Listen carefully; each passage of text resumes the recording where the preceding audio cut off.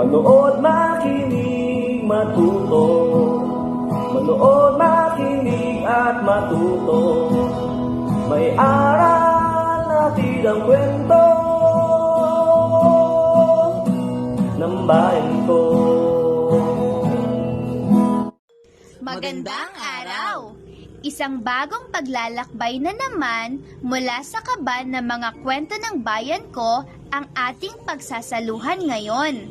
Ako nga pala si Teacher Jiro. Ako naman si Teacher Michael na maghahatid sa inyo ng mga kwentong kapupulutan ng aral. Ang babasahin namin ngayon ay isang kwento tungkol sa tunay na kahulugan ng salitang kayamanan at ang kahalagahan ng pamilya. Ito ay pinamagatang ang naiibang yaman na isinulat ni Renalyn Estrella at Shirley Bautista. Iginuhit naman ito ni Gary Lopez at Ruel Quindoy na parehong nagmula sa Dibisyon ng Bulacan. Binigyang buhay naman ito sa anyo ng audiobook ng inyong mga lingkod, Geronimo Ruiz at Michael Sithar na nagmula sa Dibisyon ng Occidental Mindoro. Handa na ba kayong maglakbay sa kaban ng mga kwento ng bayan ko? Halina't makinig! Sa barangay Bagong Bayan, karamihan sa ama ng pamilya ay nangingibang bayan. Kaya, sa mga kagamitan, sila ay sagana sa tahanan. Ngunit, may isang pamilya na namumukod tangi. Pinili ng ama na sa kapiling ng kanyang mag-anak manatili. Ito ang pamilya mapanatili. Simple ang kanilang buhay.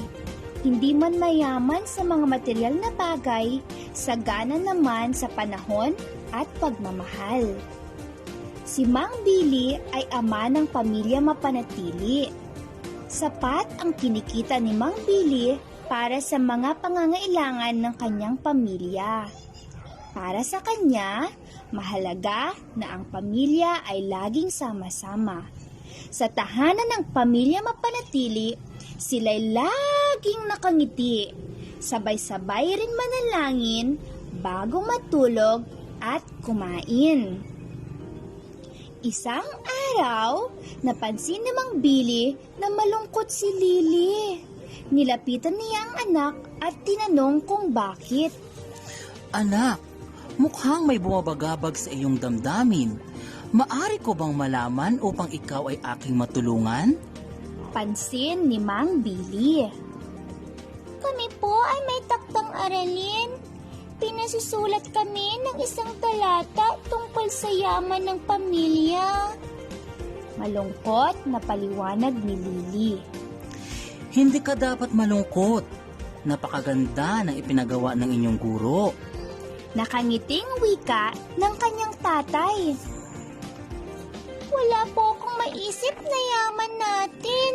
Hindi tulad ng mga kapitbahay natin na marami ang kagamitan at kasangkapan sa tahanan. Malungkot na sagot ni Lily sa kanyang ama.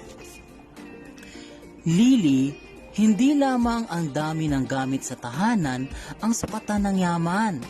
Tandaan mo anak, kahit simple ang ating pamumuhay, tayo ay mayroon pa ring yaman. Tulad nyo, ikaw, ang iyong ate Lulu at ang iyong nanay ay aking kayamanan. Wika ng kanyang ama. Ang kaninang malungkot na mukha ni Lily ay biglang napalitan ng ngiti sa labi. Naisip niya na tama ang sinabi ng kanyang ama. Salamat po, tatay! Dahil sa inyo ay makasusulat na po ako ng isang magandang talata tungkol sa yaman ng ating pamilya. Masayang tugon ni Lily.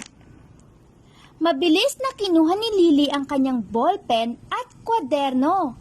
Agad niyang isinulat ang natatanging kayamanan ng kanyang pamilya. Kinabukasan, maagang gumising si Lily upang pumasok sa paaralan. Siya'y mabilis na nagbihis ng kanyang uniforme.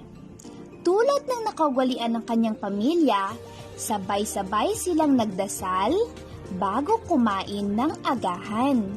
Pagkaraan, nagpaalam si Lily sa kanyang mga magulang nang may ngiti sa labi. Sa loob ng silid-aralan, masaya at buong pagmamalaking binasa ni Lily ang kanyang ginawang talata. Binanggit niya na, "Simple man ang aming buhay, mahalaga na kami masaya at buo ang aming pamilya." Nariyan ang kanyang tatay na piniling manatili at maglingkod sa sariling bayan. Ang sama-sama nilang pagdarasal, pagkain at pamamasyal ay mga karanasan na hindi malilimutan. Isang kayamanan ang mga ito na nakatago sa puso at isipan, at kailanman hindi makukuha at mawawala. Ito ang naiibang kayamanan ng pamilya mapanatili. Matapos ang sinulat ni Lily, ang lahat ay nagpalakpakan at siya'y hinangaan. Isa na namang kwento na puno ng aral ang inyong natutunan. Hanggang sa muling pakikinig mga mumunting bata, paalam! Ang kaban ng mga kwento ng bayan ko ay mula sa amin ng Bureau of Learning Resources at ng mga Learning Resources Management Section ng Kagawaran ng Edukasyon. Manood, makinig, at matuto.